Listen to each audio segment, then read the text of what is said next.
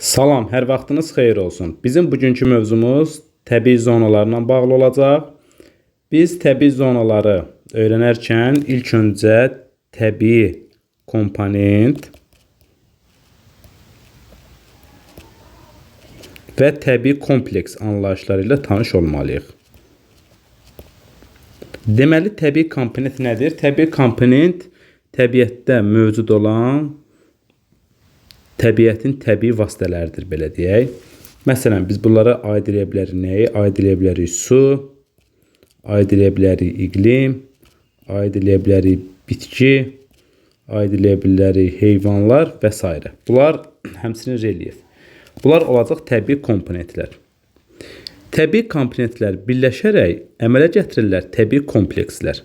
Yəni, məsələn, yenə təbii kompleksə bir nümunə göstərək, tutaq ki, deyək meşə. Gördüyümüz kimi burada meşə təbii kompleks, su, iqlim, bitki, heyvan, relyef isə təbii komponentdir. Məsələn, biz meşəyə diqqət yetirsək, meşənin özünə məxsus suyu da var, iqlimi də var, bitkisi də var, heyvanı da var, relyefi də var və s. Yəni, təbii komponentlər birləşərək təbii kompleksləri yaradırlar. Biz bu təbii komplekslərə həmçinin landşaftlarda deyə bilərik biz. Landşaftlar həm təbii landşaftlar mövcud olur, təbii, həmçində antropogen. Antropogen landşaftlar əsasən insan təsirinə daha çox məruz qalmış və insan fəaliyyəti nəticəsində yaranmış landşaftlara biz deyəcəyik. Bir də ki, insan fəaliyyəti nəticəsində yaranan digər bir landşaftlar isə biz texnogen landşaftlar deyə bilərik. Texnogen landşaftlar əsasən hər hansı bir zavodların, və yaxud da hər hansı bir elmi müəssisələrin üstünlüyü olduğu ərazilərdə xüsusən müəyyən zavodlardan atılan tullantıların və yaxud da zavodların, elmi müəssisələrin çox olduğu ərazilərdə formalaşan zonalara biz texnogen landşaftlar deyirik. Bunlar deməli oldu əsas landşaftlar. Həmçinin biz təbii komplekslərə əlbəttə ki, təbii zonaları da aid eləyə bilərik. Yəni, təbii komplekslər həm də təbii zonalardır təbii ki. İndi gəlin görək hansı təbii zonalar var, biz onlarla tanış olaq. Deməli, bildiyimiz kimi təbii zonalar həm şaquli şəkildə, həm də üfüqi şəkildə yayılır.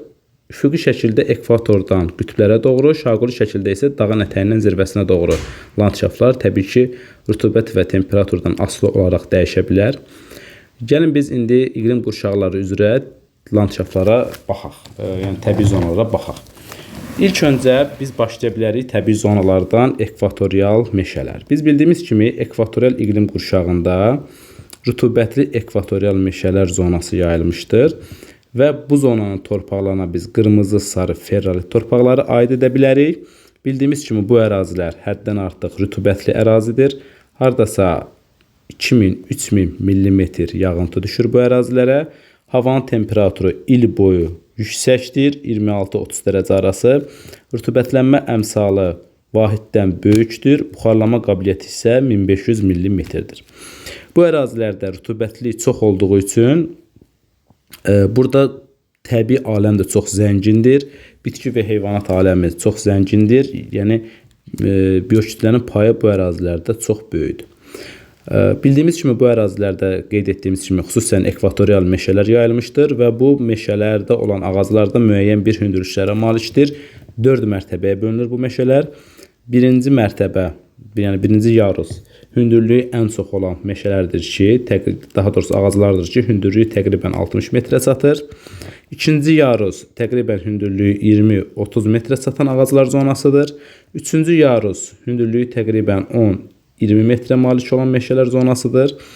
Dördüncü yarus isə hündürlüyü ən aşağı 2-3 metr hündürlüyü olan ağaclardan ibarət olan meşədir. Deməli, gördüyümüz kimi hansı ki hissəni günəş daha böyük bucaq altında düşür, həmin ərazilərdə ağaclar daha hündürdür. Hansı ki hissədə isə ağaclar əsasən kölgə altında qalır, həmin ərazilərdə isə ağacların boyu daha qısa olur. Deməli, ekvatorial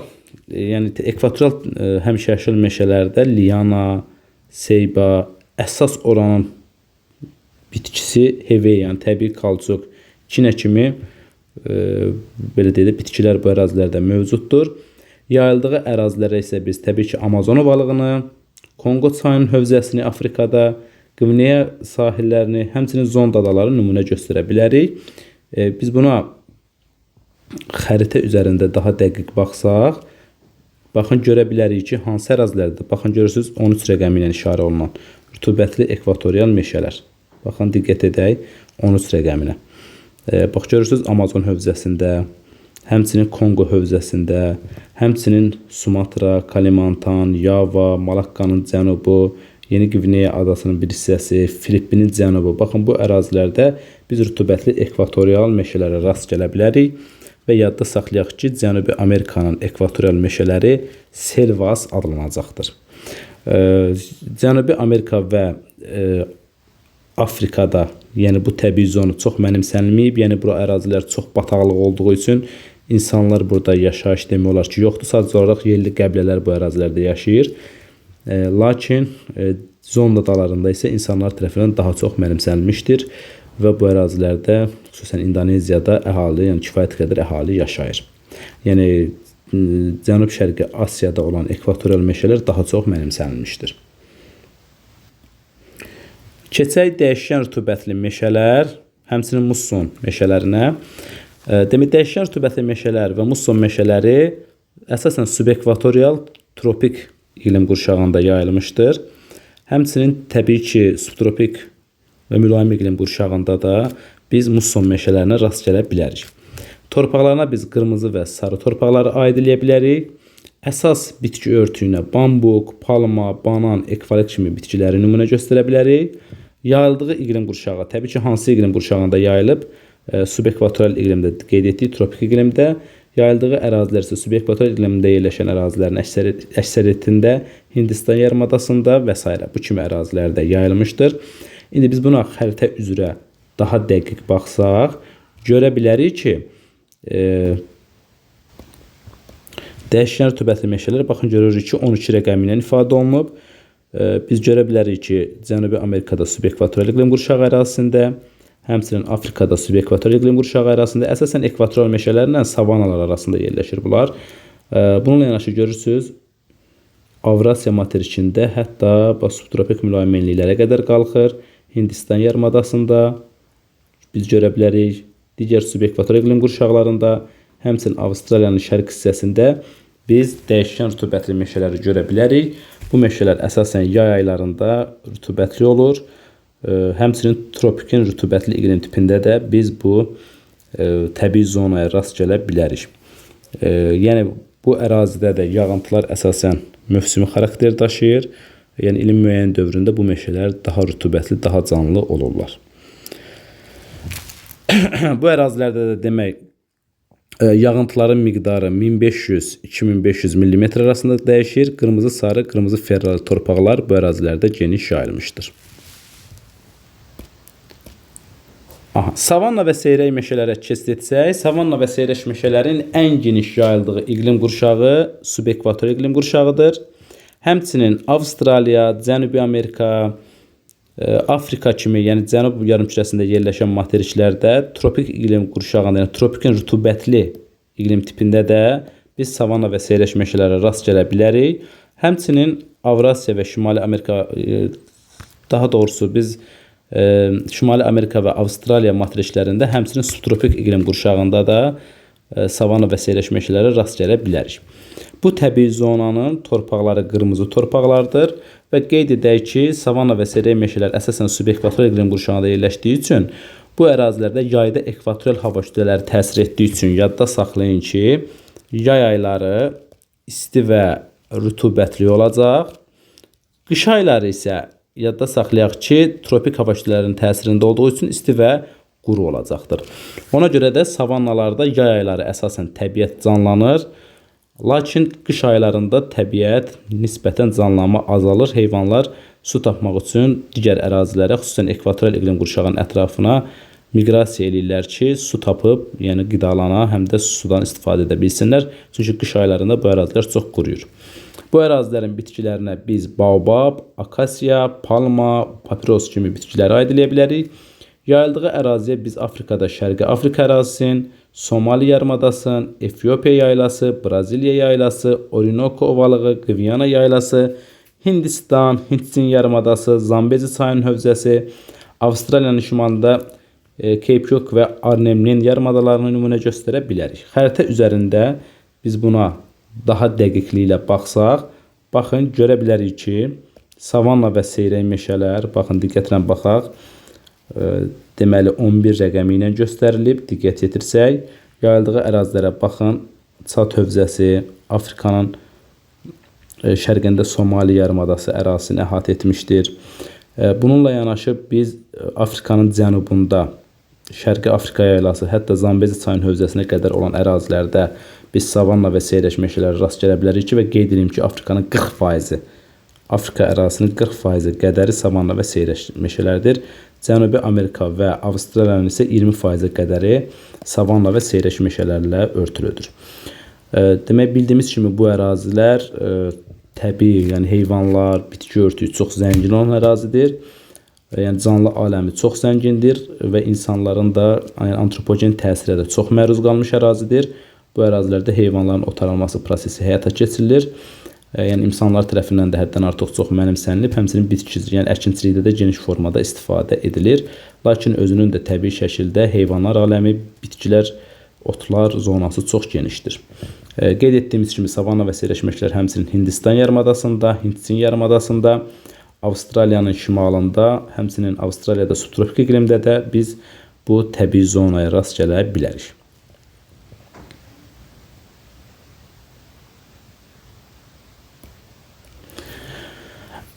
Səhra və yarım səhralar zonasına keçid etsək, səhra və yarım səhraların ən geniş yayıldığı iqlim qurşağı tropikin kontinental tipidir. Tropik iqlim qurşağının kontinental tipidir. Bununla yanaşı həm subtropik, həm də mülayim iqlim qurşağında, yəni yağıntıların az düşdüyü ərazilərə, okeanlardan uzaq yerləşən ərazilərdə yəni səhra və yarım səhralar yarana bilər. Demək, səhra və yarım səhraların əsas torpaqları boz qonur, şoran torpaqlardır, məhsuldarlığı az olan torpaqlardır. Bu ərazilərdə il ərzində yəni havanın temperaturu il boyu yüksəkdir, yağıntıların miqdarı həddən artıq azdır və havanın temperaturu çox isti olduğu üçün, yağıntıların miqdarı çox aşağı olduğu üçün bu ərazilərdə rütubətlənmə əmsalı çox aşağıdır. 0,2, 0,3, maksimum 0,5-ə qədər qalxa bilər və bu ərazilərdə təbii ki, rütubət çatışmazlığı özünü göstərir. Torpaqları çox məhsuldarlığı azdır, bitki və heyvanlar aləminin zənginliyi çox aşağıdır. Bir də bayaq bir qeyddə sizə qeyd edim ki, Cənubi Amerikanın ekvatordan şimalda yerləşən savannaların lianoz, ekvatordan cənubda yerləşən, yəni cənub yarımkürəsində yerləşən savannalar isə kampoz adlanır. Demək, qeyd etdiyimiz kimi buranın bitki və heyvanlar aləminin yəni zənginliyi çox aşağıdır. Burada yayılan bitkilərə biz yovşan, dəvətikanı, şoranatu, saksal, efemerləri aid edə bilərik. Səhra və yarım səhraların ən geniş yayıldığı ərazilərə biz Şimali Afrika ərazisi, Cənub-Qərbi Asiya, Avstraliya kimi əraziləri əhatə edə bilər, yəni qeyd edə bilərik ki, bu ərazilərdə səhralar daha geniş formada yayılmışdır. İndi biz xəritə üzərində baxsaq, təbii ki, fikir verək, səhra və yarım səhralara 9 rəqəmi ilə ifadə olunmuşdur. Gördüyümüz kimi bir daha qeyd edirəm, səhralar əsasən tropik qurşaqda özünü daha çox göstərir, yəni tropik iqlim qurşağında. Dünyanın ən böyük biz səhralarına diqqət etirsək, Atakama səhrasını Cənubi Amerikada nümunə göstərə bilərik. Afrikada böyük səhra, Liviya səhrası, Nubiya səhrası, Kalahari, Namib səhraları. Ərəbistanda biz Rubəlxali, Böyük Nəfud, Kiçik Nəfud, İran ərazisində Dəşti Kəbir, Dəşti Lüt səhralarını nümunə göstərə bilərik. Avstraliya ərazisində Böyük Qumlu, Böyük Viktoriya, Hipson, Sipson kimi səhralar tropik iqlimdə yerləşən əsas quru səhralardır. Lakin bununla yanaşı qeyd etdiyimiz kimi mülayim və subtropik iqlim qurşağında da biz səhralara rast gələ bilərdik. Biz bunları Mərkəzi Asiya ərazisində Qaraqum, Qızılqum, həmçinin Təkləməkan, Qobi səhraları yadda saxlayaq ki, mülayim və subtropik iqlim qurşağında yaranan səhralardır. Yəni bu səhraların, bu iqlim qurşaqlarında səhraların yaranmasına səbəb materiklərin daxili hissəsində yerləşməsi, həmçinin Hind okeanından gələn hava kütlələrinin qarşısını yüksək dağların almasıdır ki, bu ərazilərə yağıntı çox az düşür və səhralar əmələ gəlir.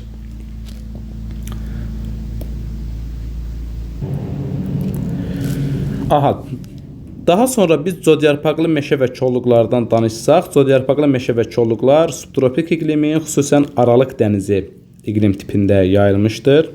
Buranın torpaqları qəhvəyidir və yadda saxlayaq ki, baxın, imtahana ən çox düşən təbii zonalardan biridir. Yəni buna çox diqqət yetirək. Demək, codyarpaqlı həmişəyaşıl meşələr biz bilirik ki, subtropik Aralıq dənizində yerləşir. İndi biz gəlin baxaq görək Aralıq dənizi iqlim tipinin hansı xüsusiyyətləri var idi. Biz bilirik ki, Aralıq dənizi iqlim tipində yağıntılar qış aylarında düşür. Yay ayları isə əsasən yağıntıların miqdarı az olur. Yəni subtropikin Aralıq dənizi iqlim tipinin rütubətli vaxtı Aralıq dənizi, yəni qış aylarıdır. Ona görə codyarpaqlı meşələrdə qış aylarında daha rütubətli olur. Yay aylarında isə tropik hava kütlələrinin təsirinə məruz qaldığı üçün bu ərazidə quraqlıq özünü göstərir. Demək, rütubətlənmə əmsalı da təqribən 0,8-dir. Rütubətlənmə əmsalı, yəni vahidə yaxındır. Xüsusən codyarpaqlı meşələr materiklərin qərb hissəsində özünü göstərir. Xüsusən Aralıq dənizi sahillərində İspaniya, Portuqaliya, düzdür, Portuqaliya Aralıq dənizi sahilinə düşməsə də, yəni Aralıq dənizi iqlimində yerləşir. Həmçinin Balkan yarımadası ərazisində yerləşən ölkələr, Kiçik Asiya yarımadası, Apenin yarımadası, baxın bu ərazilər, həmçinin Cənubi Afrika Respublikası və Avstraliyanın cənub-qərbi, həmçinin Avstraliyanın cənub-şərqində biz aid edə bilərik. Yəni hətta cənub-şərqində də codyarpaqlı meşələr yayılmışdır. Bu istisna hal kimi yadımızda qalsın. Həmçinin Kaliforniya yarımadasının şimal hissəsində də biz codyarpaqlı meşələrə rast gələ bilərik. Deməli, codyarpaqlı meşələr o da əkinçilik üçün çox yararlı ərazidir. Xüsusən sitrus meyvələri bu ərazilərdə becərilir. Yəni əkinçilik üçün çox gözəl, yəni şəraiti olan çox ideal ərazidir. Və burada yəni insanlar tərəfindən çox böyük təsirə məruz qalmışdır. Yəni antropogen təsirə məruz qalmışdır. Landşaftın dəyişilməsi burada özünü göstərir. İndi gəlin baxaq görək hansı ərazilərdə yayılmışdır. Xəritəyə diqqət yetirək. Demək, diqqətlə baxsaq, codyarpaqlı meşələr fikir versək 10 rəqəmi ilə ifadə olunubdur. Codyarpaqlı meşələr fikir verin, baxın Aralıq dənizi sahillərini, diqqət yetirsək burada Piriney yarımadasını, Apenin yarımadası, Balkan yarımadası, Kiçik Asiya yarımadasının bir hissəsini, həmçinin Afrikanın şimalını bu ərazilərdə, yəni şimal qərbində daha doğrusu codyarpaqlı həmişəyaşıl meşələr yayılmışdır. Bununla yanaşı Şimali Amerikanın qərbində, Cənubi Amerikanın qərbində, Afrikanın cənub-qərb hissəsində, Avstraliyanın həm cənub-qərbində, həm də cənub-şərqində diqqət yetirin. Yəni Avstraliyada hətta subtropikin bərabər rütubətli iqlim tipində də biz codyarpaqlı meşələrə rast gələ bilərik. Bu istisna hal kimi bunu yadda saxlayaq. Aha, daha sonra biz rütubətli subtropik meşələrdən də danışa bilərik. Yəni bunlar musson meşələridir elə. Bayaq qeyd etdiyimiz kimi musson meşələri də biz buna deyə bilərik. Yəni musson, subtropikin musson iqlim tipinin yerləşdiyi ərazilərdə biz rütubətli subtropik meşələrə rast gələ bilərik ki, buranın da torpaqları qırmızı, sarı torpaqlardır. Bu ərazilərdə də mövsümi rütubətlənmə özünü göstərir. Yəni musson hava kütlələrinin təsirinə məruz qaldığı üçün yay ayları isti və yağıntılı, qış ayları isti və daha doğrusu mülayim və quru keçir. Çünki qış aylarında mülayim hava kütlələrinin təsiri altında olduqları üçün qış ayları mülayim və yağıntılı keçəcəkdir. Lakin daha doğrusu üzr istəyirəm, yay aylarında nisbətən yəni rütubət daha az olacaqdır. Qış aylarında daha doğrusu. Yəni yay aylarında dənizdən gələn hava kütlələri, okeandan gələn hava kütlələri təsir göstərdiyi üçün musson meşələrinin yay ayları isti olacaq, rütubətli olacaq. Qış aylarında isə yağıntıların miqdarı yaya nisbətən daha aşağı olacaqdır. Ona görə yay aylarında bu ərazilərdə yağıntının miqdarı daha çoxdur. Ona görə təbiətdə, yəni bu ərazilərdə musson meşələrində rütubətlənmə əmsalı yay aylarında daha da artır. Buranın əsas bitkilərinə biz dəfnə, sərv, palıd, fıstıq və ləs kimi ağacların nümunə göstərə bilərik. Demək, yayıldığı ərazilər isə subtropik musson iqlim tipinin yayıldığı ərazilərdə biz rast gələ bilərik. Xüsusən indi sizə xəritədə göstərəcəm. Deməli, fikir versək, diqqətlə fikir versək, Biz Avrasiya materikinin şərqində, xüsusən Koreya yarımadasında, Yaponiya ərazisində, Böyük Çin düzənliyinin şərq hissələrində, həmçinin Hindistan tərəfdə, düzdür, bu Hindistanda subtropik ərazisinə düşmür, subekvatorial ərazilərə düşür. Yəni bu qeyd etdiyimiz ərazilərdə biz subtropikin, yəni subtropik iqlim qurşağında musson meşələrinə rast gələ bilərik. Daha sonra bir çöllər zonasına keçid etsək, çöllər ümumiyyətlə əkinçilik üçün ən yaxşı əlverişli ərazilərdən biridir. Xüsusən taxıl əkinləri bu ərazilərdə çox böyük sahələr tutur. Çöl həm mülayim iqlimdə, həm də subtropik iqlimdə yayılmışdır. Subtropik iqlimdə əsasən La Plata ovalığı hövzəsindədir ki, burada qırmızı qara torpaqlar özünü göstərir. Həmçinin digər ərazilərdə isə qara və şaballı torpaqlar çöllərdə geniş yayılmışdır. Çöllərdə də rütubətlənmə əmsalı harca 0,7 civarındadır. Yəni rütubətlənmə əmsalı normaldır bu ərazilərdə.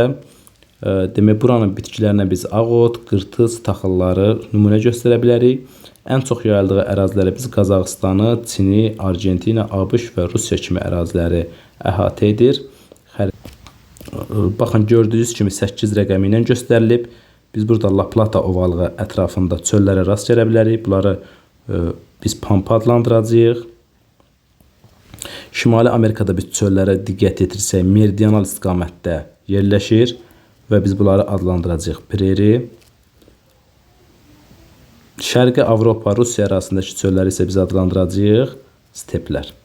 Həmçinin diqqət yetirsək, biz görə bilərik ki, baxın, Rusiya, Qazaxıstan, Çin kimi ərazilərdə də biz yəni çöllər zonasına rast gələ bilərik və qeyd etdiyim kimi çöllər zonası əkinçilikdə çox geniş formada istifadə olunur. Rütubətlənmə əmsalı 0,6-0,7 arasında dəyişir.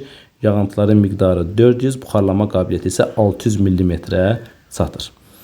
Bir daha deyirəm, ölkələrə baxdıqda isə Rusiya, Ukrayna, Qazaxıstan, Çin, ABŞ, Kanada, Argentina, Uruguay kimi ölkələrdə çöllərin tutduğu sahə daha böyük, daha genişdir.